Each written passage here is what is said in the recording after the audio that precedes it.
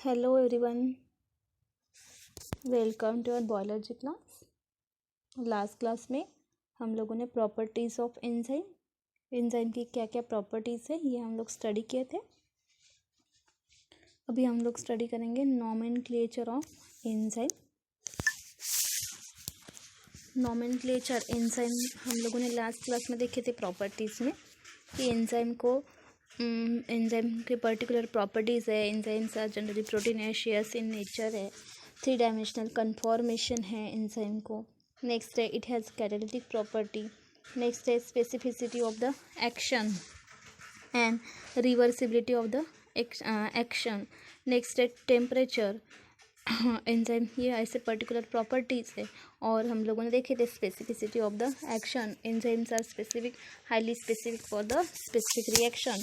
तो इसमें according to its enzyme के नेम्स दिए हैं। There are various ways of the naming the enzymes.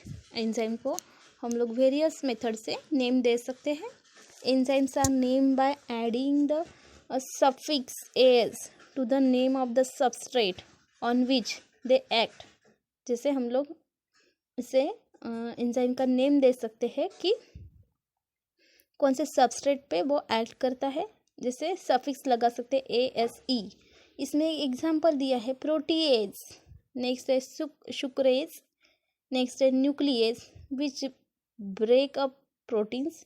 जो प्रोटीन को ब्रेक करता है उसे हम लोगों ने बोला है protease.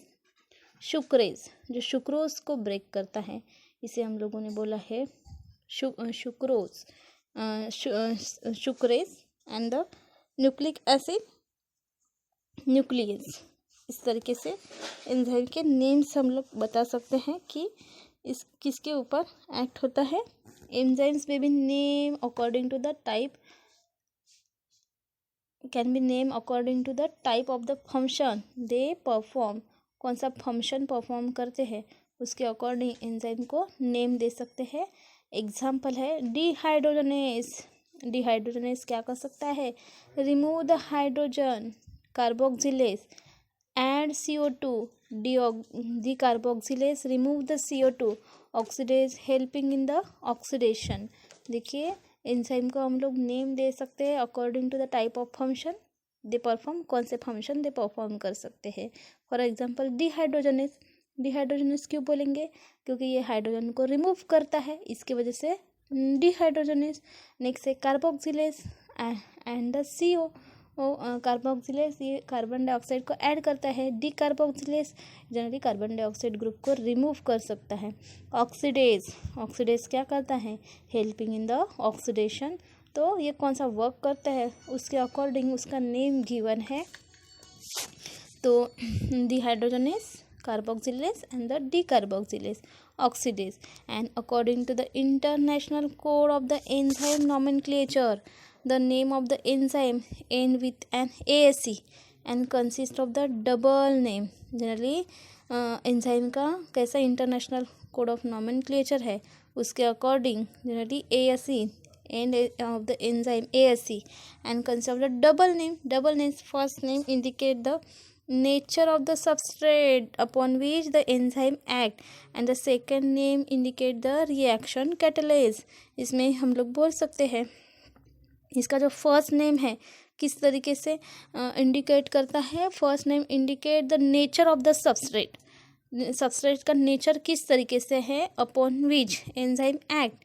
And the second name indicate the reaction catalase. और सेकंड नेम क्या इंडिकेट करता है कि कौन से रिएक्शन को ये कैटलेज करता है। Pyruvic decarboxylase catalyse the removal of the carbon dioxide. देखिए पायरुविक, अभी फर्स्ट नेम पायरुविक ये जनरली क्या इंडिकेट करता है कि कौन से सब्सटेंस पे ये वर्क करता है, pyruvate. And second name डिकार्बोक्सिलेस।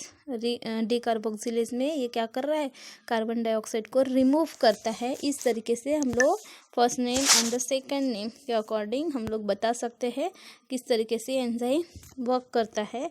And pyruvate acid similarly the enzyme glutamate pyruvate transaminase catalyze the transfer of an amino group from the substrate glutamate to the another substrate pyruvate।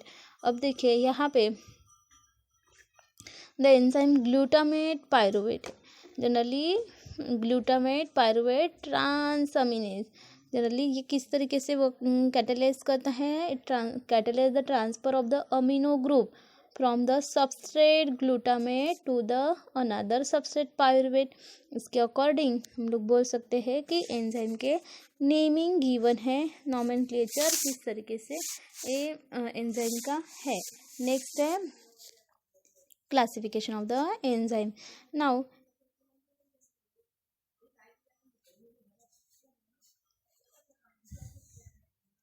Classification of the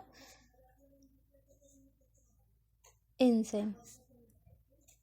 enzyme का classification किस तरीके से करेंगे हम लोग। यहाँ पे different classification दिया है, oxidoreductase, transferase, hydrolase and the lyase. इस तरीके से इसका क्लासिफिकेशन हुआ है। तो क्या प्रॉपर्टी है, किसके अकॉर्डिंग इसका क्लासिफिकेशन हुआ है।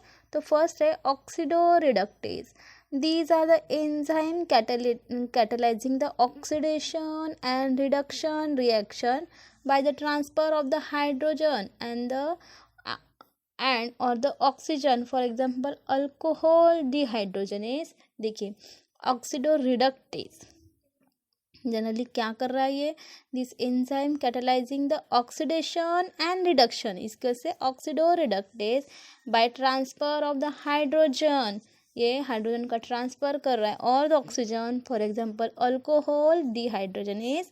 अभी देखिए इसमें अल्कोहल प्लस NAD और ये in presence of the alcohol dehydrogenase, और क्या प्रोड्यूस कर रहा है, अल्डिहाइड प्लस NADH2। तो जनरली ये क्या कर रहा है, oxidation and the reduction and the hydrogen group का ट्रांसफर कर रहा है। इसके वजह से इसे बोला है कि इसमें एग्जाम्पल दिया है अल्कोहल डिहाइड्रोजनेस, अल्कोहल में से हाइड्रोजन रिमूव किया है, इसके वजह से इसे हम लोगों ने कौन सा एंजाइम बताया है कि अल्कोहल डिहाइड्रोजनेस, अल्कोहल के प्रेजेंस में हो रहा है बट हाइड्रोजन को रिमूव कर रहा है, इसके वजह से अल्कोहल डिहाइड्रोजनेस। इस तरीके से हम लोग बोल सकते हैं ऑक्सीडो रिडक्टेज, इसमें ऑक्सीडेशन एंड द रिडक्शन हुआ है। नेक्स्ट है transferase, transferase the enzyme catalyze the transfer of the certain group between the two molecules, glucokinase. अभी देखिए इसमें transfer of the certain group, इसमें वन ग्रुप जनरली ट्रांसफर हुआ है बिटवीन द टू मॉलिक्यूल के बीच में, और इसका एग्जाम्पल दिया है ग्लाइकोकाइनेज। देखिए ग्लूकोज प्लस ATP, तो इसे ग्लूकोकाइनेज, तो इसमें ग्लूकोज ग्रुप ट्रांसफर हुआ है। एंड यहाँ पर हम लोगों को प्रोडक्ट क्या मिला है, ग्लूको 6 फॉस्फेट, और ADP हम लोग को प्लस ADP। तो यहाँ पे जनरली ये एंजाइम्स कैटलाइज कर रहा है the transfer of the certain group को ट्रांसफर कर है, इसकी वजह से इसे हम नेम दिया है ग्लूकोकाइनेज। नेक्स्ट है hydrolase. What is a hydrolase, hydrolase क्यों बोला है, these are enzyme catalyze the hydrolytic reaction, this class include the amylase, protease, lipase etcetera, for example sucrase. देखिए हाइड्रोलेज ये जनरली एंजाइम कैटलाइज कर रहा है किसको, हाइड्रोलिटिक रिएक्शन को। तो सुक्रोज का हम लोग को प्रोडक्ट मिल रहा है इन प्रेजेंस ऑफ द शुक्रेज, क्या मिल रहा है, ग्लूकोज प्लस फ्रुक्टोज। तो ये enzyme catalyze the hydrolytic reaction, particular hydrolytic reaction को ये कैटलाइज कर रही है, एंड प्रोटीएज एंड लाइपेज, और इसका एग्जाम्पल दिया है sucrose शुक्रेज, glucose plus the fructose, lyase. These enzymes are involved in an elimination reaction and resulting in the removal of the group of the atom from the substrate molecule to leave a double bond। देखिए lyase इसमें ये generally involve हो रहा है, किस में involve हो रहा है, एलिमिनेशन रिएक्शन में इन्वॉल्व हो रहा है, और इसमें resulting the removal of the group of the atom from the substrate. इसमें जनरली एक particular group of the atom substrate से रिमूव कर रहे हैं and leave a double bond, और कौन सा बॉन्ड प्रोड्यूस कर रहा है, double bond, and it indicate the aldolase, the carboxylase and the dehydrates. इसका एग्जाम्पल दिया है फ्यूमेरेट हाइड्रेटेस। देखिए इसमें लाइस जनरली इन्वॉल्व हो रहा है एलिमिनेशन रिएक्शन, इसे हम लोग एलिमिनेशन रिएक्शन बोलेंगे, resulting in the removal of the group of atom. यहाँ से एक पर्टिकुलर ग्रुप ऑफ एटम को रिमूव करेंगे फ्रॉम द सबस्ट्रेट मॉलिक्यूल से, and to leave a double bond, और इसमें हम लोग डबल बॉन्ड देखेंगे।